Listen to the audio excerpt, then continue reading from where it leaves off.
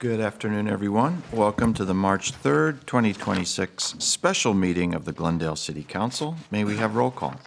Yes, council members Asadrian. Here. Brotman. Here. Karpetian. Here. Kasakian. Here. Mayor Najarian. Here. May we have your report?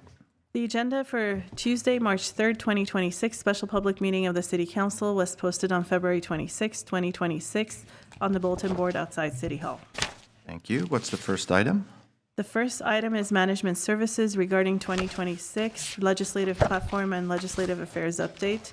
1 motion to receive and file report, and 2 motion to adopt 2026 legislative platform. Mr. Galanian. Yes, thank you. Good afternoon, Mr. Mayor, members of City Council. This report in front of you today provides this year's 2026 legislative platform that includes an overview of the bills we are currently tracking in the legislative session, as well as the current legislative and funding priorities that will be presented to you, and we encourage you to provide feedback and input on these list of priorities. With that, I'll turn it over to Dominica Migradician, our Assistant to the City Manager, for the presentation of this report. Thank you, City Manager Golanian. Good afternoon, Mayor and Council members. The item before you is the draft 2026 Legislative Platform and Legislative Affairs Update. As you know, we're 2 months into the current legislative session. Your staff works proactively across the agency and with our state lobbyists to remain informed on legislative affairs affecting the City of Glendale, our residents, and our businesses. Today, we'll be reviewing a draft legislative platform together, taking your input to revise and finalize it, as well as a review of the 2026 policy and financial priorities and asks of our state representatives. The legislative platform is a tool used by staff to communicate and monitor the city's priorities. It aids our advocacy efforts by establishing legislative priorities that protect and advance the interests of our community. Staff works with our state lobbyists to stay informed on legislative issues. We facilitate the correspondence in support of or in opposition of legislation, and where possible, stay proactive to inform legislation as it's being considered. Last year, our legislative affairs were heavily focused on housing and transportation. 2 of the big ones were SB 79, transit-oriented developments, which you will receive a presentation on tonight, and AB 130, CEQA reform. Housing and transportation will continue to be mainstays in legislative affairs this year and into the future. For 2026, the Mayor and Council have met with our state representatives at the top of this year's legislative session, and staff is preparing to engage further with our upcoming Glendale Advocacy Day in Sacramento in 2 weeks and to facilitate the city's position on drafted legislation. Capturing our notes from our engagements with our elected officials in the last couple of months, main areas where we continue requesting legislative and policy collaboration requests include timely implementation of AB 91, also known as the MENA Inclusion Act, which aims to enhance the collection of demographic data for Californians of Middle Eastern and North African descent, including Armenians. This was signed into law in 2025, and due to higher than anticipated costs, the governor's office has been slow to implement. Technical assistance in time for implementation of SB 79 and SB 677, which is the transit-oriented development bills. This was focused on land use and densification of communities through transit-oriented development. While the city opposed this bill that was signed into law, we are 1, focused on requesting technical assistance and necessary time allowances to determine impacts to our community, as well as implementation, and 2, diligently watching for an anticipated second trailer bill known as SB 908 to determine the implications. The support of ownership and missing middle housing, which came up multiple times last year at this council level. The support of affordable ownership and missing middle housing is an important one. As the state's housing crisis is worsening and the lack of condominium construction is a critical barrier to homeownership for working class families and future generations, the Right to Repair Act had contributing to a chilling effect on condominium development, and builders face a high litigation risk, expensive insurance premiums, and defect liability. We would be requesting a cleanup bill that provides a balanced and practical approach to construction defect liability that protects homeowners while incentivizing the development of ownership housing stock. and on CEQA, California Environmental Quality Act Reform, and AB 130. AB 130 was signed into law on June 30th, 2025, and immediately reshaped how cities in California must process housing projects. New statutory exemptions to CEQA have removed the city's ability to require environmental studies from major projects, with objective standards replacing community input and local discretion, which do not consider the historic or neighborhood architectural elements, and also exposes the city to legal battles. Here, we would suggest reforms that restore balance between state housing production goals and community character. Specific bills we're watching in this area are AB 748, AB 939, and SB 677, or the trailer bill, SB 908. Building upon our 2025 funding priorities, staff has carried forward unfunded priorities from last year and added new priorities that align with new projects or respond to funding cuts and implications to services and programming. The development of a park in South Glendale, staff is seeking funds for the future development of this site that was acquired last year. At this time, we're estimating a $25 million need. We will be pursuing a $6 million funding request through Prop 4, but beyond that, we need to identify funding for the future development of this site. Upgrades to public safety systems and traffic technologies has been a priority of the agency and continues to be one, including the Verdugo Fire Communications Center and Real-Time Intelligence Center. There's not a dollar amount associated with this because this is an ongoing and we continue looking for various funding mechanisms. Civic Auditorium, an estimated $5.6 million is needed to address the decades of wear and deferred maintenance that have left this facility in need of renovation. The Rock Haven Sanitarium rehabilitation, an additional $27 million is estimated for this need. At this time, we are almost completing Phase 1, which is an $8 million investment in improving ADA accessibility and restoring the Pines Cottage on site to a museum space. But further funding is needed to stabilize and renovate historic structures, preserve the property, and repurpose it for potential uses. Under our request for the Glendale Youth Alliance at $500,000, there's two parts to this request. The first is a request for allocating $250,000 for the Homeless Diversion Program, which provides up to 60 nights of hotel vouchers for homeless youth ages 16 to 25 to assist them while they're going through their workforce readiness pathways. And an additional $250,000 would employ 55 local youth and provide industry-specific internship opportunities in high-growth industries. The next two are more time-sensitive. Excuse me? Yes. Councilmember?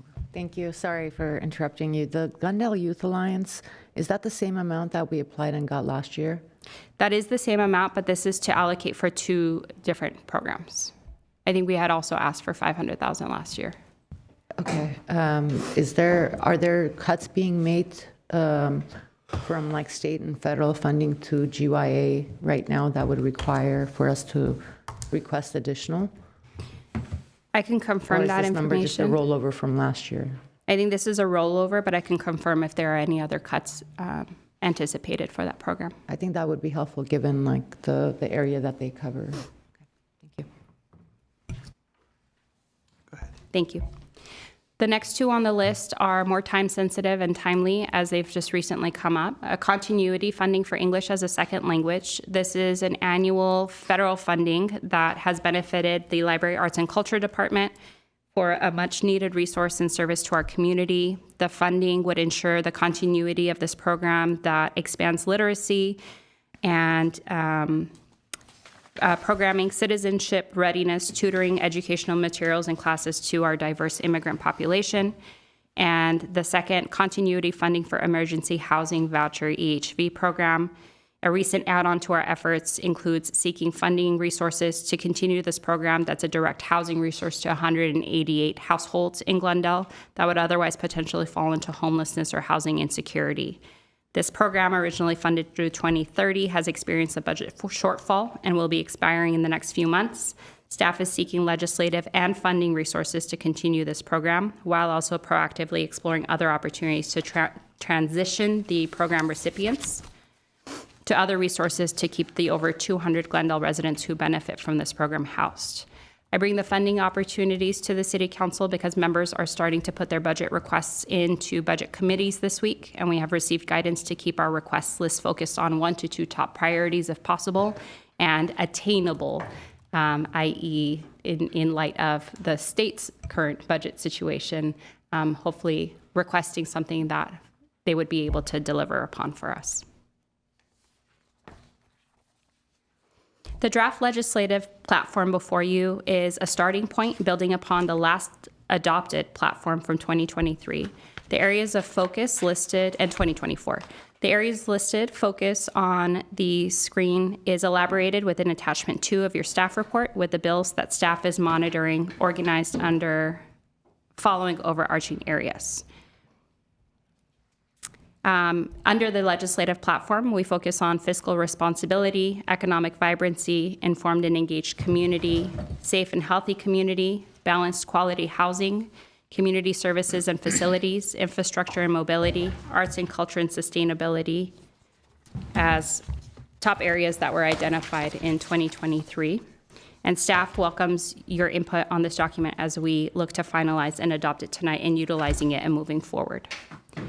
Next steps for our team, the City of Glendale will be hosting its annual Sacramento Advocacy Days on March 17th and 18th, where members of council and staff will be meeting with our elected officials, legislative authors, staff, and consultants in various committees to further amplify Glendale's priorities and to inform the 2026 legislative session.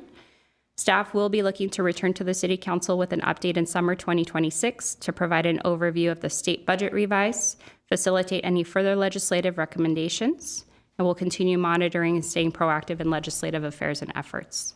This concludes my presentation, and I welcome your discussion or questions. Thank you. Any questions or discussion points? Councilmember Asaturian. Thank you for the very thorough report.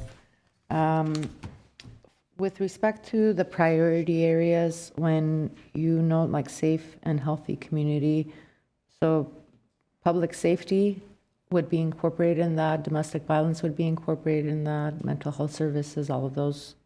Or do you have an additional breakdown, perhaps, that you're working off of? Thank you, Councilwoman.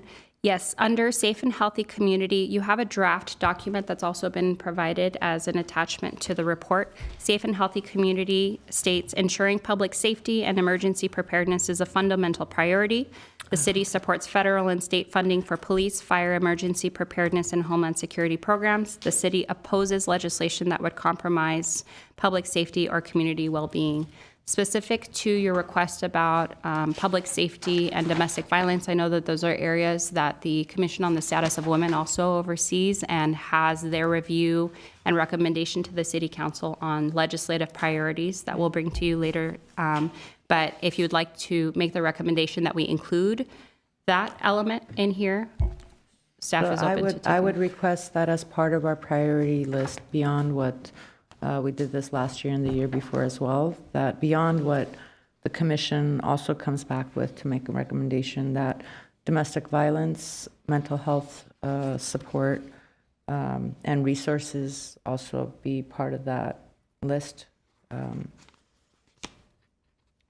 I know that there are several bills that have been introduced regarding women's health that are making their way through the legislature.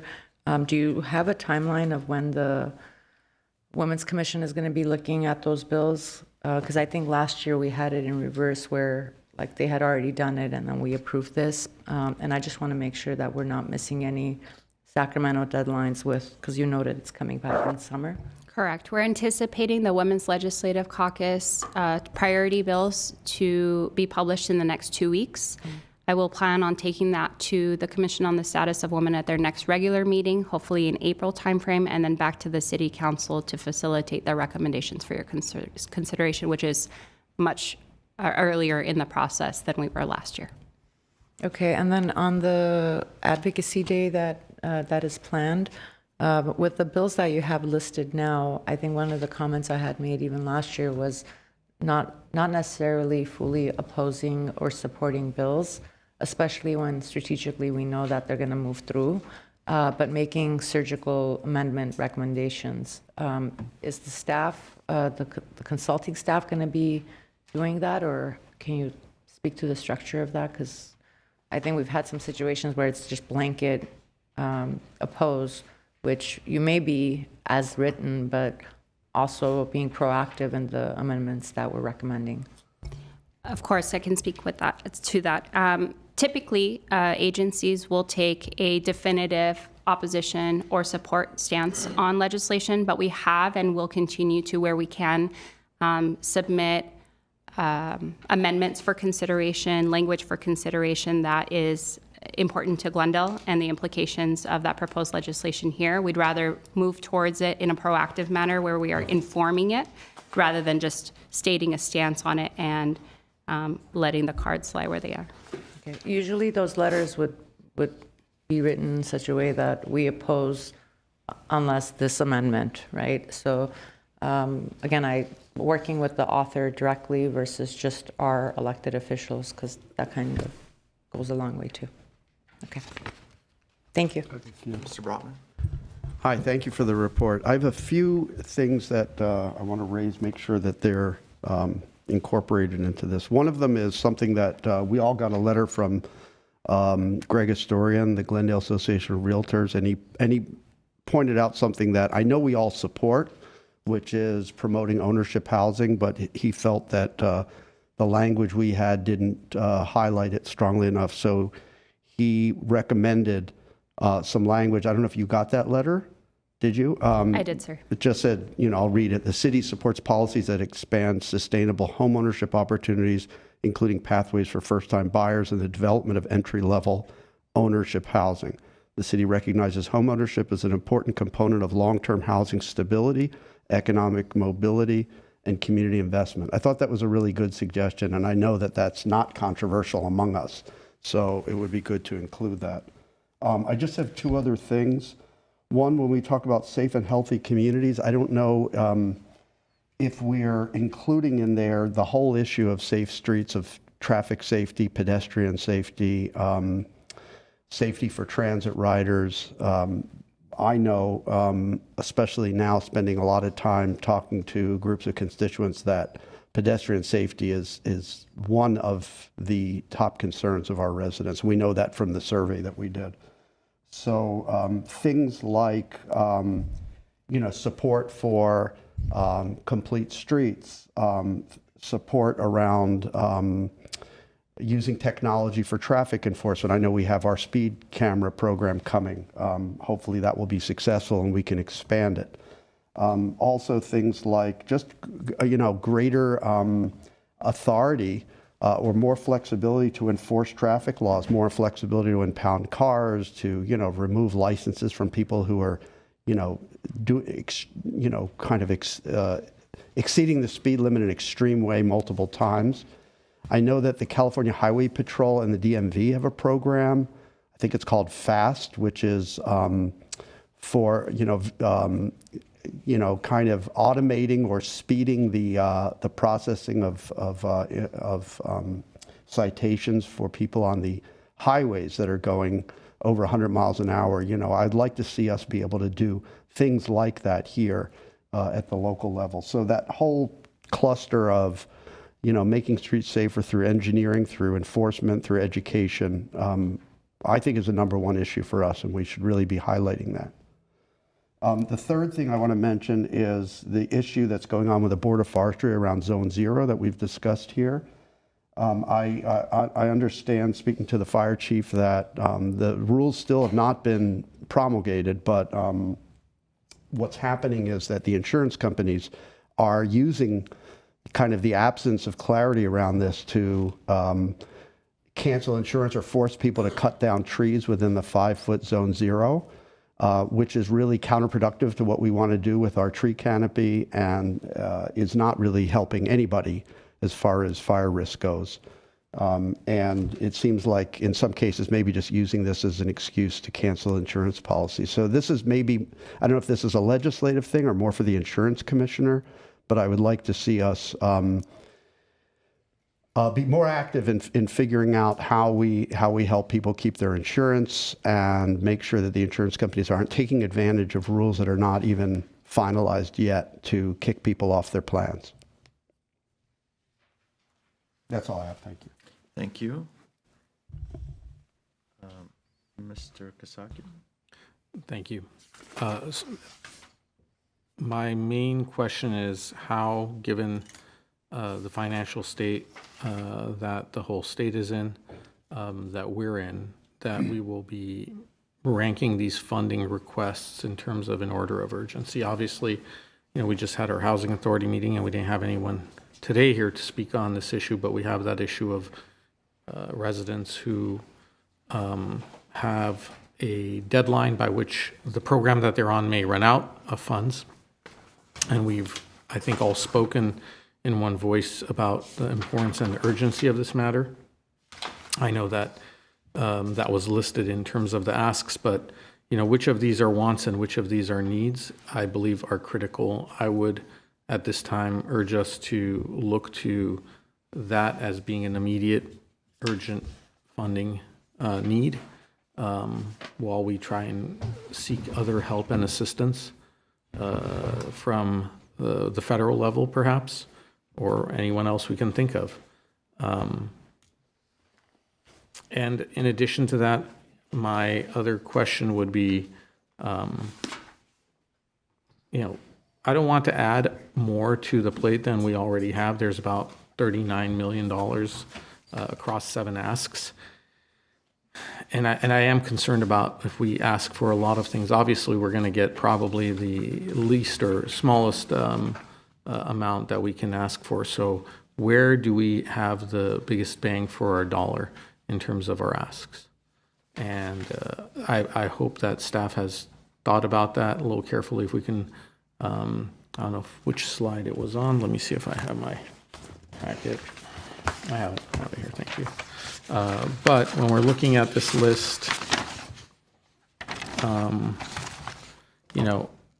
it would be great to do the Rock Haven Sanitarium rehabilitation, but if we're going to couple that with potentially the expansion of the fire station up north, and use that as our asking incentive, saying, look, we want to rebuild and expand the fire station in a very high-risk fire zone area, that could be that could make more sense. Those are really my main points. Certainly yesterday at the meeting with Supervisor Barger, I did bring up the situation with the courthouse across the street and how that's impacting some of our ability to enforce citations that our police issue for moving violations. That courthouse, apparently there's a state body that determines whether what the utility of that courthouse is. And a number of years ago, and Councilmember Najarian, who is an attorney, could probably confirm or correct anything that I say, but it's on the list of courthouses that are seismically questionable. I don't know if that's the actual term, but it is not a safe structure, supposedly, or it's in poor condition. And if that courthouse were to close and move away from Glendale, I think that would put a tremendous strain on not only our police officers' ability to do the work that they do, not just on moving violations, but on a number of other issues as well. We have a number of law offices here. That courthouse has served the legal community and the residents for a long time. Currently, they're having to go to Pasadena. I don't know if they're going to Burbank, but then that would mean Pasadena and Burbank have courthouses, and we do not. And we are the larger city of the three. So I think it's worthwhile to ask, what we can do. At least, it may not be in this budget cycle, but we have to get that conversation started, because it will at one point. I would like to see that courthouse remain here. And I don't know where that fits into the priority list we have, but I would argue that it has something to do with the issue of the economic potential vitality of the city, because again, you have a lot of law offices, you have a lot of things that are related to the courthouse. Just here around City Hall, we have a bunch of bail bonds offices for whatever they're still worth. So economic vibrancy could be potentially one aspect of that, informed and engaged community. But again, the housing voucher situation is top priority for me. Thank you. Mr. Carpentier. Well, I have I have a question regarding the bills that were in our packet, basically. There's like 10 or 15 of them here. So are these the bills that council decided to support or oppose? Or some of them says oppose, but the other ones, there is no indication as to are we supporting or opposing? Thank you, Councilman. So the list of bills that were provided to council are the ones, so there's about over 1,600 bills introduced in this legislative session. Not all 1,600 apply or really impact Glendale. And so this is the shorter list of ones that staff is currently looking at. We've taken a stance on a couple of them. A few others we are taking a look at as they have the potential of impacting our community. I think I called out specifically AB 748 under housing and land use, Harabedian's single-family and multi-housing units for pre-approved plans, AB 939 Schultz housing development density bonuses, affordability of uses, and SB 677. Although there are other items here that staff is currently looking at and having our various departments take a look at, things that would reform CalPERS and pension debt that would have a direct financial impact potentially. And so in establishing this legislative platform, it gives us the direction as to where the council and the community stand on various matters. Some items are very clear to staff as to where we would be taking a stance of opposition or support, and others will be coming to the city council to request your input on them. So that was my next question. You're coming back with some of these bills to basically see who supports it, who doesn't. Yes. Yeah, because I'm just going to go through it quickly. There's not enough time for all of them. Like AB 35, Environment and Climate, there's $10 million bond that was approved in 2020. Am I correct? 24? Correct. The question Prop is, 4. who controls this bond and who controls that programs that qualify under this bond? They get funding for it. And I can follow up with that information. Yeah, because when I read through this one paragraph, it's like a love letter. It talks about everything and anything, and it's all interrelated. There are just words that are connected together, but when you look at them individually, it doesn't make any sense.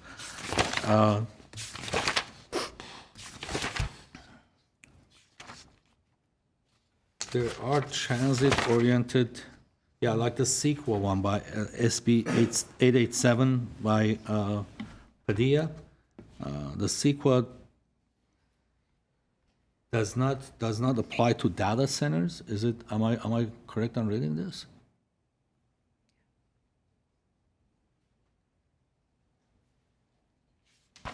I would have to look at this one Okay. further.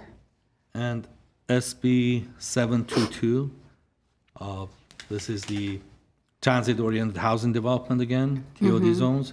It doesn't apply to mobile homes. Correct. And Basically, so it it doesn't applies really to all the apply. single-family residential homes, neighborhoods, but not the mobile homes. This is really interesting. I think if that is before us, I'm not supporting anything in that aspect. SB 1942 is this registration and special license plates for Class 2 electric bikes and Class 2 electric bicycles. And I've shared, I think there's 3 or 4 pieces of legislation having to do with electric bicycles. And as you know, this is a bubbling up issue in our community. I've had the police department take a look at these pieces of legislation. They actually don't really apply to the issues that we're seeing here in Glendale, as they're not electric bicycles that are our issue, rather electric motorcycles. And so I think that's an area that we can possibly engage, to Councilwoman Satrian's point, is to inform the pieces of legislation that would be more appropriate for our community. So Class 2 electric bicycle is not a bicycle, it's a motorcycle? The issues that we are seeing within Glendale Okay. are focused on what is referred under the category of electric motorcycle rather than bicycle. So this doesn't really apply to implement this in Glendale, doesn't really help our situation here. Okay, and AB 1421, this is what I was talking about a couple of weeks back. Mileage-based revenue collection. This is and same thing with SB 922, local agency charges use of streets and highways. This is basically two different bills, but aiming at the same issue, right? Correct, and I think Councilman Garpetian, when you last requested information on this, we were able to, because the concern, I think, at that time was, are we double dipping, finding two ways of taxing folks on the vehicle miles traveled? And that the intent of at least one of these pieces of legislation was to focus more on the electric vehicle user that doesn't pay into the vehicle miles traveled because they don't have the gas tax. And if I remember correctly on, sorry? Sorry. No, no worries. And also, was it part of AB 130? I don't remember that. I think it was section 52 or 58 that they included a tax on owning a vehicle or vehicle miles traveled that you have to the developers have to calculate, and it's going to cost each new unit that's being developed about $1,300 or $1,400 a year, and within 20 years it was over $330,000. That's already passed, right? Yes, and I've asked our state lobbyist to go back to the author of that bill and get that clarification on that specific section for you. Okay. So the taxes are coming, one way or the other. I have a couple questions. Is there much activity on vehicle code issues, speeding, impounding, penalties like that? If there are, I think that's something this council is pretty much in support of, and I'm not, there may be nothing out We can there. take another look, Mayor Najarian. At one point, Senator Perez was drafting some legislation on the speeding issue, and we were working with Fernando from her office, and they decided not to carry that forward during this legislative session. Okay. The other thing that I'm concerned about, hoping that someone at the state is looking at it, is the misuse, abuse, fraud involved in the handicap parking permits. I see way too many Lamborghinis and Porsches, and not to comment on the price of the vehicles, but commenting on the inherent difficulty and acrobatics required for a normal, able-bodied person to enter and exit those. And when I see, you know, someone with that permanent, the red card I think is permanent, just, you know, flap that on their car parked, you know, right in front of the, pick your favorite retail establishment, it really brings to my mind whether or not there are sufficient penalties involved. Not to mention currently we're seeing, at least me, these advertisements for people promising obtaining a handicap permit without an office visit.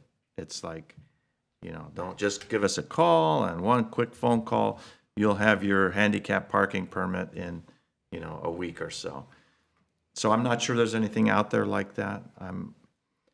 If there is, let us know. If not, I would certainly like it if one of our local representatives brought that, took a look at that. And I mean, there's fines ranging from $250 to $1,000, but I just see a proliferation of that in Glendale. I'm not sure it's an enforcement issue. I guess it's a little bit of both, enforcement and penalties, but it's something that causes me concern. Councilmember Saturian. Yeah, I had some follow-up based on my colleagues' comments. As an example, one of the bills we supported last year had to do with the condo conversion and making it easy. Everything that we had on the list from last year that maybe either, you know, died at a committee or didn't move forward, but there's something new or similar that is addressing that issue. I want to make sure that that is part of this year's list.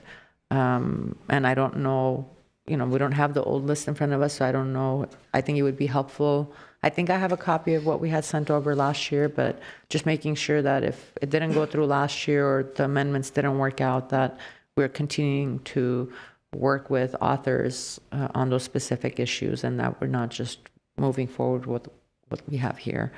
And then I think for the funding needs, there's a difference between asking our elected leaders to see if they can put in an ask and a request versus working with the treasurer's office.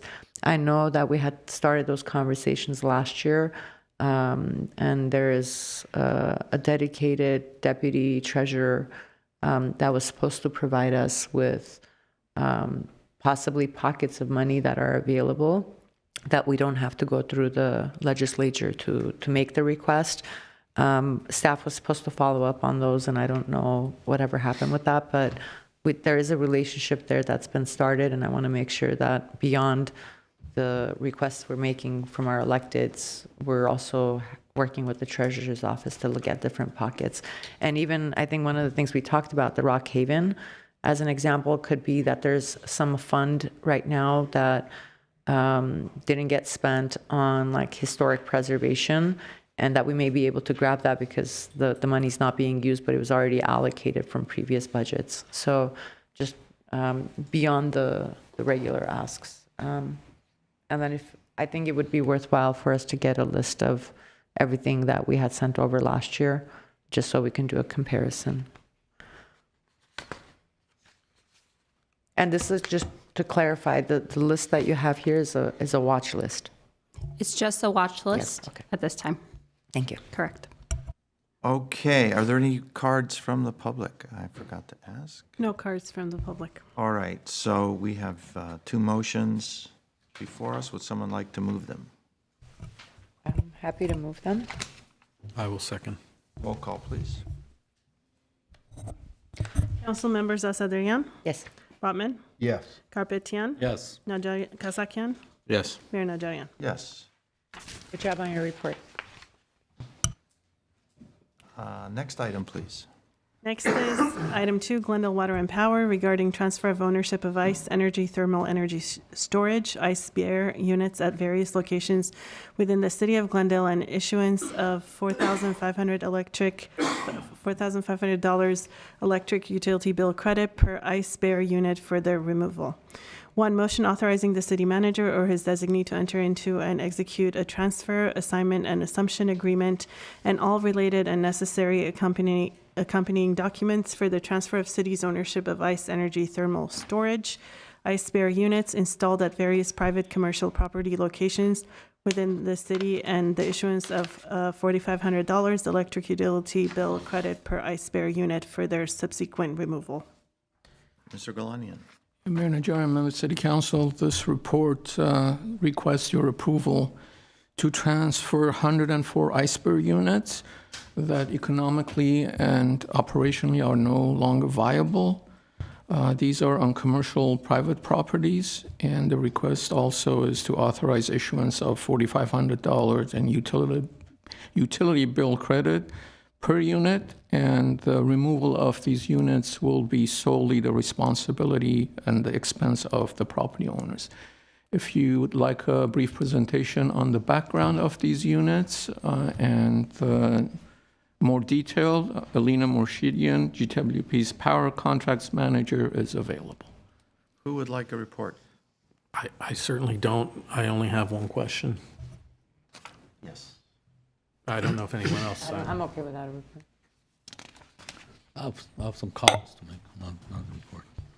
Okay, let's start with Mr. Kasakian. Thank you. My first question, and really the main question, is the amount that we will be giving the $4,500. Is that enough to cover the replacement, or is it going to create a burden, or whatever it may be? I saw in the report it was mentioned a $4,500 credit to these private entities, non-city entities that have these systems. You know, is it enough, is I guess the main and most important question. Good afternoon. Scott Millen, General Manager, Glendale Water and Power. So if I understand the question correctly, you're asking if that $4,500 is enough to cover general maintenance on the product? Is it general maintenance? What is the plan? I mean, what are we expecting the $4,500 amount to be able to do for them? Sure, that $4,500 is basically our average or minimal cost that we would be paying for O&M on these products. We've been maintaining them as a byproduct of getting these things installed in the commercial locations since, let's see, between 2010 and 2014 when most of these things were installed. So we had an obligation to do the repair work. What we're doing is essentially saying, look, we will, since this is what we would normally pay to do routine maintenance on this stuff on a yearly basis, we'll give you the money for your first year. You take ownership of it because you're saying you want it. Otherwise, we were prepared to remove the products and take them out of circulation essentially. Okay. So this is just a way to transfer ownership. So, and Ice Bear, I believe, is what the units were called, was it? Right. And this was started by Ice Energy, is that correct? Ice Energy, yes. And they went bankrupt in 2019. Yes. And I understand this is normal for people or companies that are startups in the energy sector happens. But was this perhaps the city jumping too quickly to adopt a new technology that had not been vetted or had not had staying power in the market? Okay. And being, and as honest as possible, we don't need to, if we don't learn from our errors, right, we're not going to be able to do better moving forward. So I'd like to get a clear picture of what we as a city perhaps miscalculated, or maybe this was a great program and it's just ran its course. So there's a couple of points I can make here. One is this was a federally assisted funded, there was a federal grant that was given to us at the time that this was done. I don't know if everyone remembers the heyday of smart grid. Mm-hmm. A lot of utilities, including Glendale, were getting access to federal funds so they can implement things like AMI implementation, putting out things that were, even back then, not referred to as distributed energy resources, but essentially were. There are also load management devices. This product made some sense at the time under the premise that there wasn't a glut of inexpensive energy during the middle of the day. This was more about load shifting. So this product allowed you to make ice when it wasn't expensive, and then melt the ice to cool your facilities when it was expensive, rather than using additional energy. So is there something to learn from that? Yes. What looks good in the past doesn't necessarily look good for the future, so we have to kind of, generally have a better understanding of how these products can work for us. But not to set a derisive tone, but when we talk about distributed energy resources going forward, we really need to make sure that they're going to make sense for us. The dollars that we spend for them, the support that we give to them, especially in our system. Having some element of control over these devices is very important also. Data recovery on these devices is important. At one point, all these devices in the field had communication platforms, and those communication platforms broke down. Some of it had to do with the fact that Ice Energy did go bankrupt, and the tool who took it over after them, they attempted to support it, but they needed to do a lot of work to bring that up. So when we buy into products like this, we need to understand that there's more than just putting the product in space where it can be used. There's that longevity and support that has to go along with it. And so I have just two very brief questions. I understand a couple of owners said that they will not keep them. They want to be rid of these units. I would ask, first of all, staff to remain in contact with them or follow up with them to understand what their cost of replacement was for those, as well as we have 3 units that are on city properties, I understand from the report, and whether we continue to maintain them or whether we decide to replace any of them, I would like council at some point, through a memo, whatever other means, to be informed of what the cost was of that, either maintenance or replacement. Sure. And then, so the last question I would finish with, and I apologize for asking so many questions, but the original program had a cost of a little over $4 million. Yes. So how much energy savings did we generate over the 15 years? Do we know? I was kind of waiting for someone to ask that question. I wish I could tell you. Because of the lack of communication, we didn't have good tracking on the information. And when I came into this, we looked at the data. There was very sparse data on it. Would we be able to, if there was something similar happening today, would we have better data? If I were to implement something today, we definitely would have better data because I would guarantee a communication backbone and a methodology for collecting and then some analysis done on a regular basis. Thank you, Mr. Mellon, because that's what I believe our expectation would be as council, so we can make better decisions moving forward. Thank you, Mr. Mayor. Absolutely. Mr. Garbett? Yeah, well, I think this is a perfect example of when there is a new idea, we don't have to jump on it right away and be the champion or the leaders or what have you, because we spent $4.2 million. Sure, it was a federal grant, but it's taxpayers' funds, and we're spending another $4.5 million to remove it. And this was a 1.5 megawatt thermal energy storage project that we don't even know. I know that because I was following the smart meters program that we had at that time. They were replacing all of our meters with smart meters. And I know that some of these units went out within the first 2-3 years. And this was generating ice during the off-peak hours at nighttime or what have you, and melting it during the day and pushing it through an HVAC system. Yes. And trying to, basically like a swamp cooler type idea. Very similar. And again, we had 162 units. Most of them went out. The big portion of them went out. And how many of them are left? 107? 107 of which we are planning to remove 104, if I recall correctly. 104. And most of them were installed in commercial properties because those are the type of properties that can use such system. Right. And again, I think this is a perfect example of, and this was supposed to be a 1.5 megawatt thermal energy storage project system to save that many, or just have 1.5 megawatt energy with $4.2 million in 162 locations. So, I mean, at this point, I am in favor of paying the private, property owners to either maintain it or remove it themselves. And again, this should be a lesson for us to kind of understand what we're getting into before doing so. Thank you. Mr. Mayor? Mr. Brotman? Yeah, I'd like to make a few comments, because I think I come at this with a different philosophy. I think when we look at these things and we look back and say, this didn't work out perfectly, I mean, that's normal. We can be a city that kind of is a last mover, or we could be a city that's not necessarily a first mover, but maybe a third or fourth mover. We have to be innovating, right? And innovation means taking risk, and taking risk means sometimes things don't work out. And that's the kind of city I want to be. I don't want to be a stick in the mud city. I don't want to be a mediocre city. I want to be a city that's doing things that are innovative. So I don't see this as something that we should be ashamed of or think it was an example of something that was terrible or a lesson learned. I don't think so at all.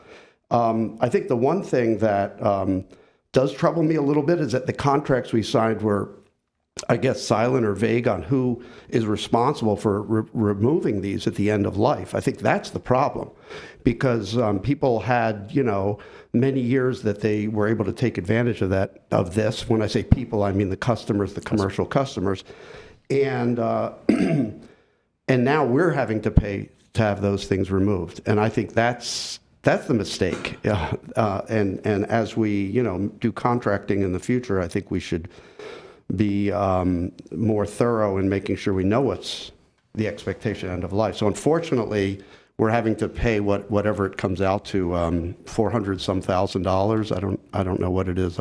4,500 times. Yeah, well, I think it's close to $500,000 is what we're asking for. Yeah, $468,000 is what I calculate here. So I think that's unfortunate that we're having to pay out that money because maybe it wasn't clear who was responsible when these things were put in. You have no argument for me. I think there's definitely lessons to be learned, especially in the type of agreement that we should have, or versus what we did set up for this product. I absolutely agree. Yeah, but as far as I'm concerned, I want to be innovating, and that means from time to time things won't work out, and I think that's perfectly fine. I think from the utility perspective, maybe we take a smaller step towards the innovation than we did on this particular product, but there's lessons to be learned here. That's all I have to say. Okay.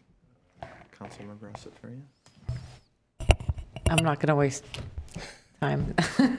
But I did have a question on contracts. I know that when any department's putting, something like this together, it's a back and forth with the city attorney's office that reviews it. Can you or city attorney, can you speak to the process that happens then? At the end of the day, if something gets switched over on the city attorney's end, do you guys then go back and say, is it like a collaboration between and saying like, no, this should be phrased this way because it doesn't match? Can you just walk me through the process? Because I'm just trying to understand who writes the contracts and then who has the final say and who reviews. And, if GWP or any other department doesn't agree with the way something's worded, what does that process look like? It's a hard, difficult question to answer in a vacuum because it just depends on the circumstance. So sometimes we get a contract proposed by a contracting party or vendor, and we review, provide comments on, and then it's discussed with the operating department. Oftentimes, we will draft the agreement. There's a process where if the department and our office don't agree, we'll get kicked up until we can resolve it, either through discussions between the department heads or bringing the city manager's office. Sometimes there might be a particular issue where we're not comfortable, like maybe an indemnity or insurance, and it's been rare, but from time to time we have to come to council and say, hey, this is not something we agree with, but if the council wants to take the risk, you can do that. Very rare that that's happened, but that's the last resort sort of thing. And you're also looking at it through the lens of like how we're protected. You go through a process of like, hey, is this what you really want out of your exit clause, for example? Is there a sit down like that, or what is it? So even on the agreement that we're actually asking you to approve, we have individual agreements we sent out to these customers. The development of that agreement, well, that was probably a couple months worth of conversation. Obviously, we start with a base model that we're familiar with, and then we look to see what else we need to make sure we're covering, right? The protection for the city, protection for the utility, and sometimes those protections are unique in particular. Other times they share the same space, but ultimately it is all about collaboration between the legal and the utility. Okay, would someone like to make a motion? One last comment, Mr. Mayor. Perfect. I think as far as being innovative, if we're spending our own money, you can be as innovative as you want and as risky as you want.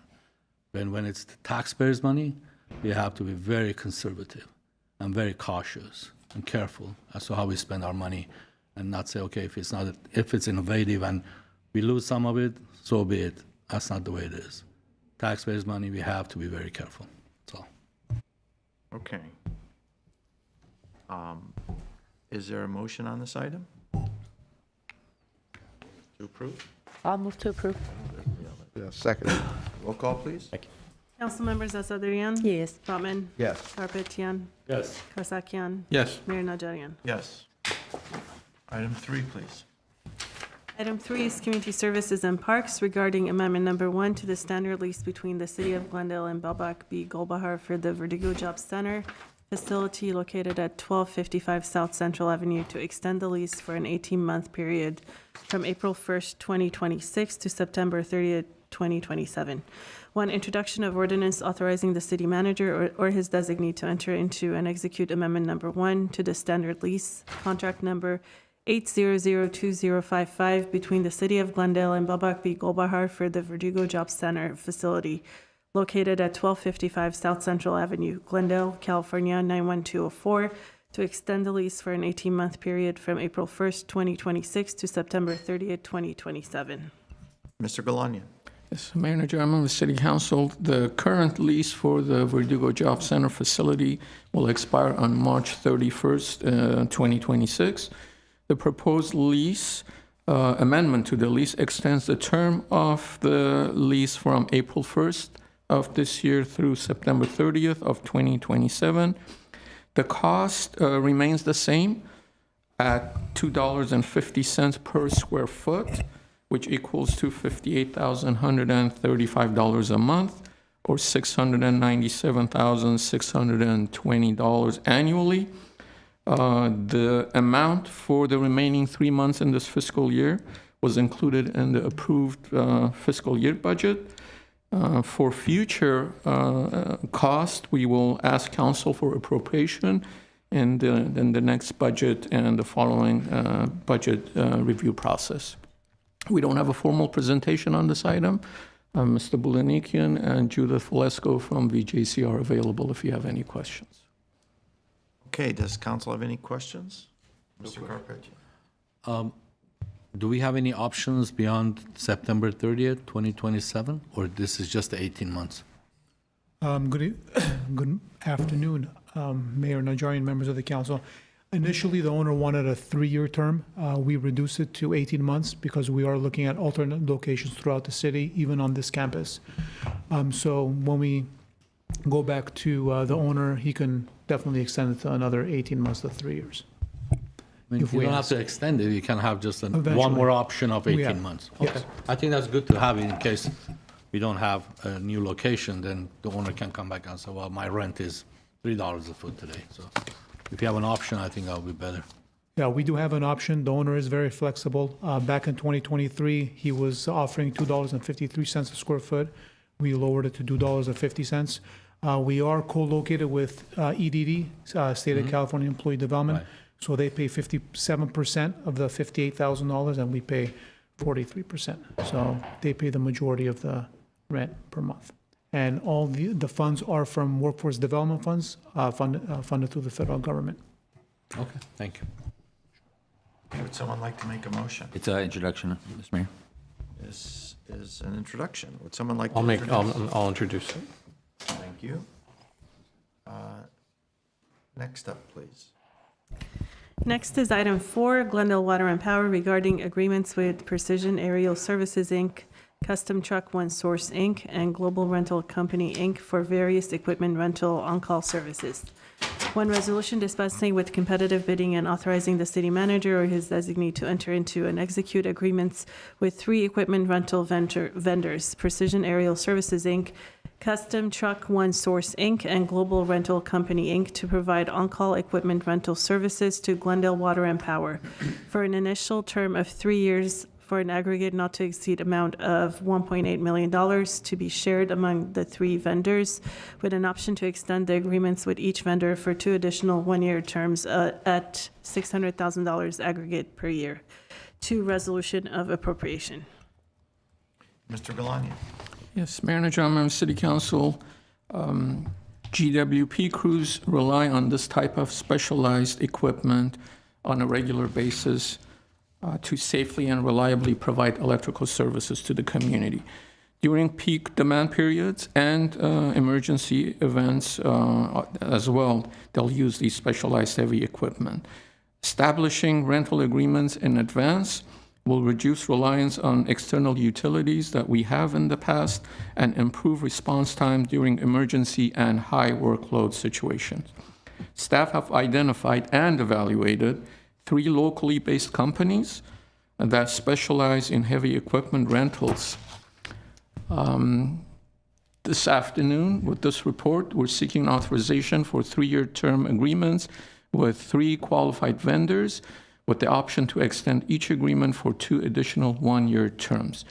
The aggregate cost is $1.8 million over the course of the initial 3 years. If you have any questions or would like a brief presentation, GWP General Manager, Mr. Mellon, and Mr. Scorza, our Assistant General Manager, are available. Any questions on these equipment? Mr. Carpenter? That 1.8 million, is it divided equally between 3 rentals or suppliers? Good afternoon again. What we're asking for is on aggregate, so it can be spread amongst the 3 suppliers in any value, really, is what it comes down to. So it's just based on who has the equipment we need at the time that we need it. Also, if multiple companies have the same equipment, we can do a comparison. We do a little comparison shopping, we just get the least expensive one. Got it. Okay, thank you. Any other questions? Would someone like to make a motion? I'll make that motion. Second. Roll call, please. Council members Asadrian, Yes. Brotman, Yes. Garpetian, Yes. Kasakian. Yes. Mayor Najarian. Yes. That concludes our business. Is there a motion to adjourn? So moved. Second. We are adjourned.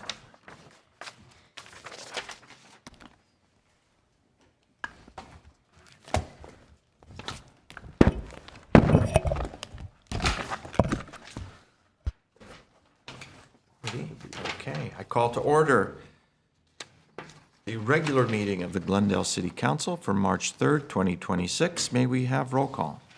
Yes, council members Asadrian. Here. Brotman, Here. Garpetian, Here. Kasakian, Here. Mayor Najarian. Here. Will you please read the closed session? Yes, the closed session item is conference with legal counsel, existing litigation, Reed versus City of Glendale et al., LASC case number 23 GDCV 01624. Mr. Garcia, do you anticipate reporting out? We do anticipate reporting out on this item, Mr. Mayor. Thank you. We will recess the closed session. Thank you.